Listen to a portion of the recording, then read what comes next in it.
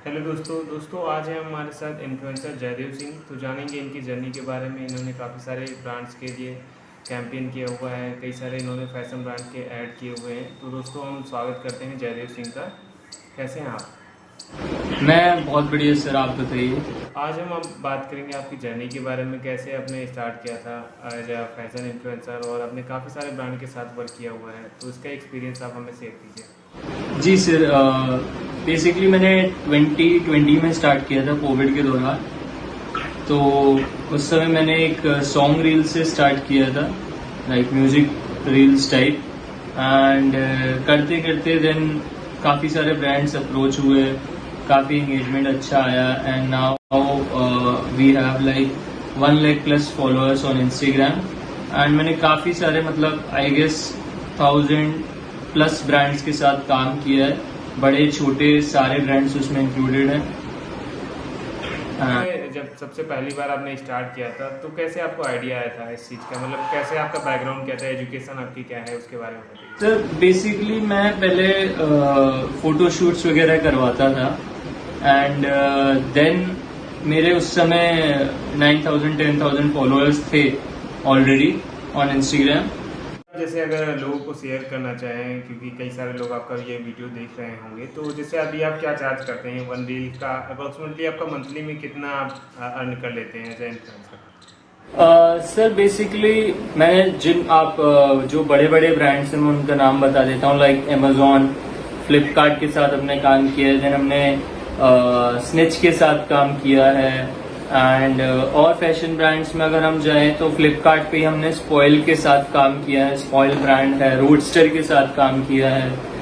And इसमें basically जो agencies होती हैं या ब्रांड्स होते हैं वो डायरेक्टली अप्रोच करते हैं कि like to create their content. And अगर जैसे स्टार्टअप्स ब्रांड की हम बात करें तो मैं काफ़ी सारे फैशन स्टार्टअप ब्रांड्स के साथ मतलब एसोसिएटेड हूँ। तो उसमें हम जो मेरी टीम है वो खुद अप्रोच करती है ब्रांड को कि if they are interested in promotion then हम उनके लिए क्रिएट करते हैं कंटेंट। तो उसमें मेरे हिसाब से ऐसा कोई एज सच कोई बुराई नहीं है कि आप अगर डायरेक्टली ब्रांड को अप्रोच कर रहे हो, क्योंकि ब्रांड्स को नहीं पता है, क्योंकि influencer marketing is now at a boom stage. तो कितने सारे ही क्रिएटर्स आ चुके हैं मार्केट में, तो ब्रांड को नहीं पता है कि कौन कौन मार्केट में एग्जिस्ट कर रहा है। तो अगर आपको एज ए इन्फ्लुएंसर उनको मतलब एज ए इन्फ्लुएंसर उनके साथ एसोसिएट होना है तो आपको डायरेक्टली खुद ही पिच करना पड़ेगा। आपको एक रील कंटेंट क्रिएट करने में कितना टाइम लगता है और उसका नॉर्मली क्या पे आउट आपको मिलता है?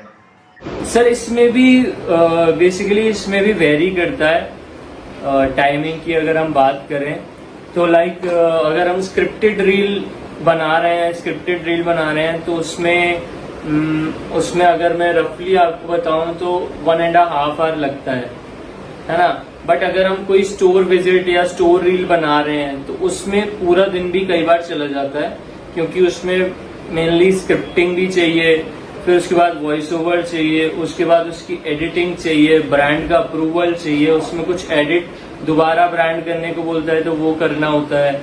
तो उसमें फिर पूरा दिन हमारा चला जाता है। अगर हम स्टोर विजिट या किसी विजिट कैंपेन की आप बात करो तो उसमें पूरा दिन चला जाता है। बट जो नॉर्मल स्क्रिप्टेड रील्स होती हैं, या अगर if I am talking about fashion reels purposely, तो उसमें 1.5 आवर्स 2 आवर्स इतना लगता है। जैसे जो आपने वर्क किया है तो इसमें पेमेंट का क्या प्रोसीजर रहता है? क्या ब्रांड एडवांस पेमेंट करते हैं, या अभी ऐसे कोई कैंपेन में आपको पेमेंट प्रॉब्लम हुई हो या किसी ने फ्रॉड किया हो ब्रांड ने, ऐसा कुछ? सर होता है, मतलब इनिशियली तो काफी हुआ था जब मैंने स्टार्ट किया था कंटेंट क्रिएशन। तो काफी सारे मतलब ब्रांड्स फर्स्ट ऑफ ऑल हम मैनेजर से कनेक्टेड होते हैं, तो उसमें फिर मैनेजर बोल देता है कि मेरे साथ फ्रॉड हुआ है तो मैं कैसे पेमेंट करूं। सेकेंडली अगर डायरेक्टली हम किसी से कर रहे हैं, उसने नहीं किया, या कोई न्यू मैनेजर है उसने नहीं किया, तो फ्रॉड्स कई बार हुए हैं। बट अब जब हम ग्रो कर चुके हैं तो मेरा पॉलिसी ये रहता है कि हाफ पेमेंट जो है वो बिफोर लाइक अगर मैं स्टोर विजिट्स की बात कर रहा हूँ तो तो हाफ पेमेंट लाइक जब शूट हो गया, डन हो गया, तो एट दैट पॉइंट हम चार्ज करते हैं। हाफ आपको जब कंटेंट मिल जाएगा तब, पोस्टिंग से पहले। एंड अगर जैसे फैशन रील्स वगैरह की बात है तो उसमें हम पोस्टिंग से पहले फुल पेमेंट ले लेते हैं and then will post the reel. तो उसमें क्या है, आपकी प्रोबेबिलिटी ऑफ फ्रॉड्स बहुत कम हो जाते हैं। अगर किसी का आधा पैसा भी फंसा होता है या किसी के प्रोडक्ट्स भी फंसे होते हैं तो दे नॉट मतलब उसमें आपका वो लोग फ्रॉड नहीं करेंगे क्योंकि उनका भी चीज फंसा हुआ है उसमें। सबसे ज्यादा कौन सी रील ऐसी थी जिसपे maximum view? Sir maximum as such मतलब जाते रहते हैं, ऐसा कुछ मतलब इतना बूम वाला जो चीज है वो मतलब ऐसा नहीं है कि एक बार हुआ है।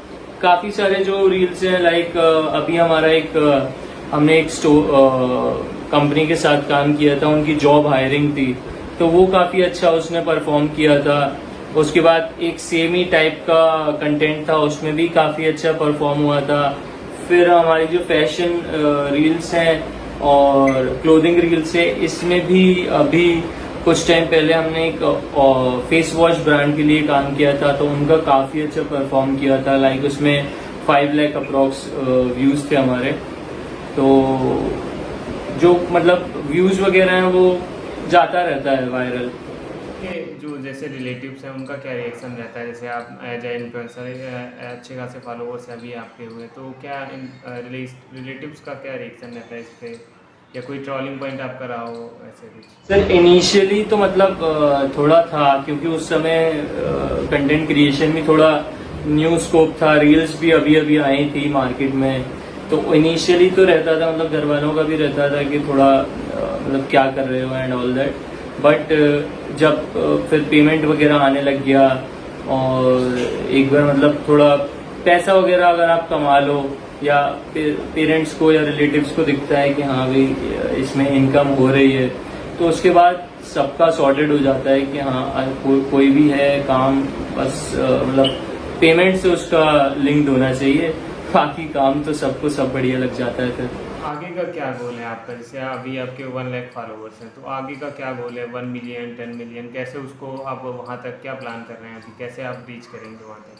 सर फॉलोअर्स अगर आप करंट ट्रेंड देखोगे तो आजकल ना फॉलोअर्स कोई देख नहीं रहा है। मेन जो गोल है वो एंगेजमेंट का रहता है कि ज्यादा से ज्यादा एंगेजमेंट आए। फॉलोअर्स का ऐसा कुछ नहीं है कि वो मतलब कितने भी बढ़ जाएं। अब आप कहोगे कि कितने भी फॉलोअर्स हों आदमी को कम ही लगेंगे, है ना। बट मेन चीज ये है कि रेगुलर एंगेजमेंट अगर आपके पोस्ट पे आ रहा है, मेरा भी गोल यही रहता है कि मेरे पोस्ट पे मैक्सिमम एंगेजमेंट आए जितना हो सके, क्योंकि ब्रांड्स भी आजकल बिकॉज ऑफ लाइक आपने देखा होगा काफी सारे फेक इन्फ्लुएंसर्स हैं एंड फॉलोअर्स वगैरह भी बॉट्स होते हैं, तो उसमें क्या रहता है एंगेजमेंट नहीं आता है। तो ब्रांड भी आजकल समझदार है, वो उन्हीं को अप्रोच करता है जिनकी एंगेजमेंट अच्छी होती है। तो मेरा भी मेन फोकस यही रहता है कि वीडियो क्रिएशन में मैं थोड़ा और इनपुट डाल दूं और अच्छा वीडियो क्रिएशन करूं, थोड़ा क्वालिटी अच्छा करूं और जितना कर सकता हूं उतना करूं and maximum engagement, maximum virality, hook वगैरह उसमें डालूं ताकि मेरा एंगेजमेंट अच्छा आए वीडियो का। अभी तक कोई कौन सा आपको सबसे बड़ा ब्रांड मिला जिसने सबसे ज्यादा पे आउट किया हो आपको रील का? सर इसमें बेसिकली मेरा एक कोका कोला के साथ कैंपेन था, तो उसमें उन्होंने काफ़ी अच्छा पे आउट किया था। That was around 30K for a reel. तो उसमें मतलब उनके साथ मेरा सबसे बड़ा अभी ब्रांड कोलैब था।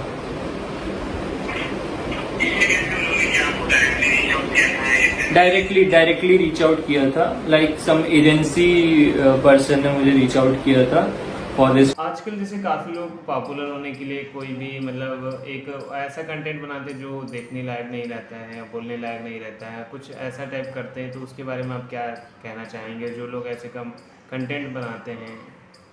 बेसिकली इसमें क्या रहता है कि हाँ अगर आप ऐसा भी कंटेंट बना रहे हो तो फर्स्ट ऑफ ऑल तो ऑडियंस की गलती है कि वो ऐसा कंटेंट देख रहे हैं, तो मतलब तभी क्रिएटर्स या जो भी आप कह रहे हो उन इन्फ्लुएंसर्स को बढ़ावा मिलता है कि और वो ऐसी रील्स बनाएं और मतलब व्यूज बटोरे, किसको व्यूज अच्छे नहीं लगते।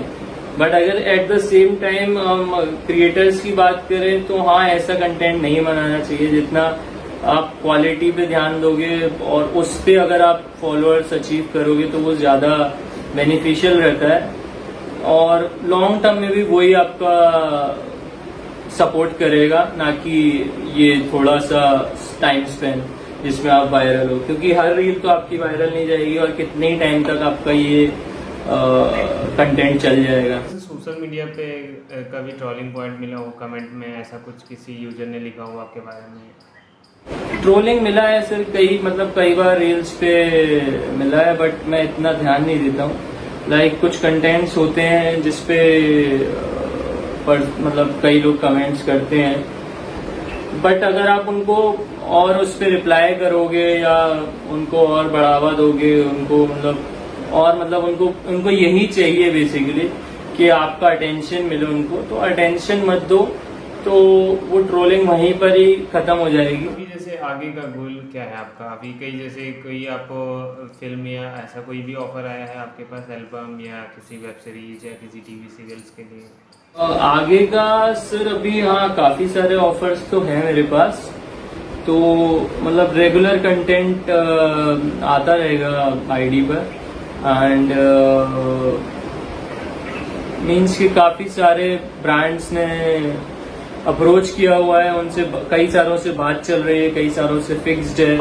इसमें आपका फैशन और मेनली लाइफस्टाइल और फूड ब्रांड्स हैं, तो काफी सारे ब्रांड्स हैं जिनका मतलब कंटेंट आना है एंड रेगुलर आईडी पे अभी कंटेंट आए। नए लोगों के लिए आप क्या बोलना चाहेंगे? जैसे मान लो अभी कोई क्रिएटर है जिसके 100 फॉलोअर्स हैं, तो उसके लिए आप क्या कहना चाहेंगे? जो नए मतलब अगर जिनको स्टार्ट करना है या जो नए क्रिएटर्स आ रहे हैं अभी, तो उनसे मेरा तो यही रहेगा कि फर्स्ट ऑफ ऑल तो मोस्टली ब्रांड्स से आप यही ट्राई करो कि चाहे 500 हो, चाहे 1000 हो, चाहे 1500 हो, आप पे आउट ज़रूर लेना।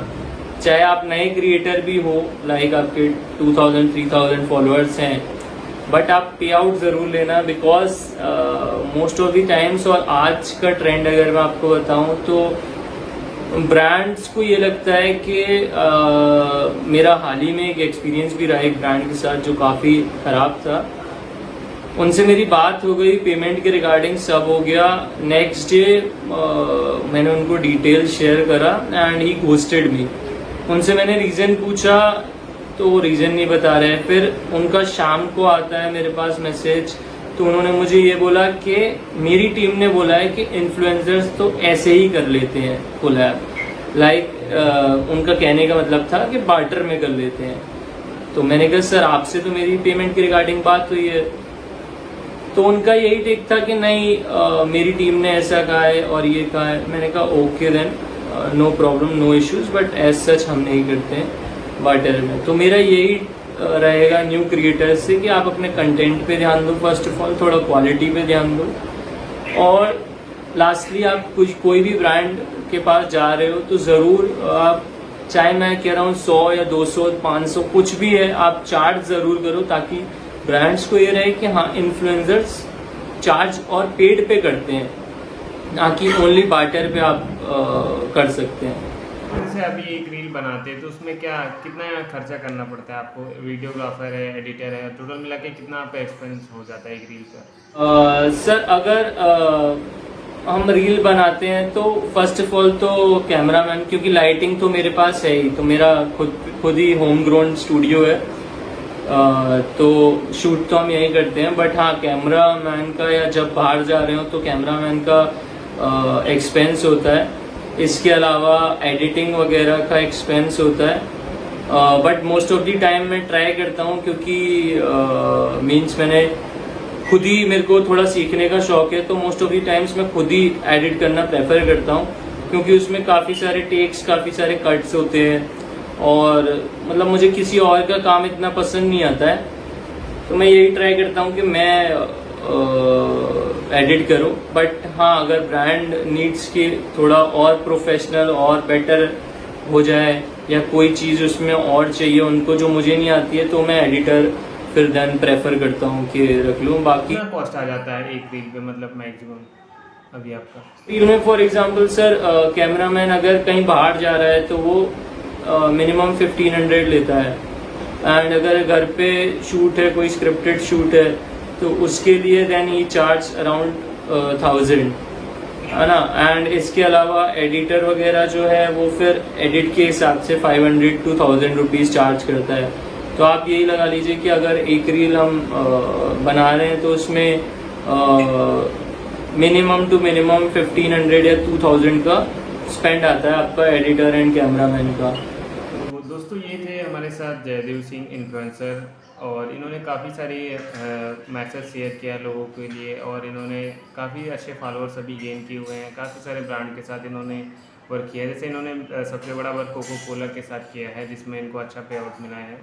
तो काफ़ी सारा इन्होंने अपना एक्सपीरियंस किया है। तो अगर आप और भी कुछ अगर शेयर करना चाहते हैं इसके अलावा, तो आप वो भी शेयर कर सकते हैं। बस यही कहूँगा ऑडियंस से या जो भी फेलो क्रिएटर्स मुझे देख रहे हैं कि कंटेंट बनाना तो आसान है, बट उसको कंटिन्यूटी में लाना काफ़ी थोड़ा सा हेक्टिक रहता है। लाइक स्टार्टिंग में मुझे भी यही डिफिकल्टी हुई थी कि कंसिस्टेंसी जो होती है वो नहीं आ रही थी। देन धीरे धीरे अगर आप वो अचीव कर लो तो आप सही ट्रैक पे इस कंटेंट क्रिएशन की जर्नी में आ जाओगे। एंड बहुत अच्छी फील्ड है। मीन्स आपको जो दूसरे लोग जिस चीज़ में पैसा स्पेंड करते हैं, आपको वो चीज़ करने के लिए पैसा मिलेगा। तो इससे बेटर फील्ड और क्या हो सकती है। बाकी बस इतना ही। Thank you so much.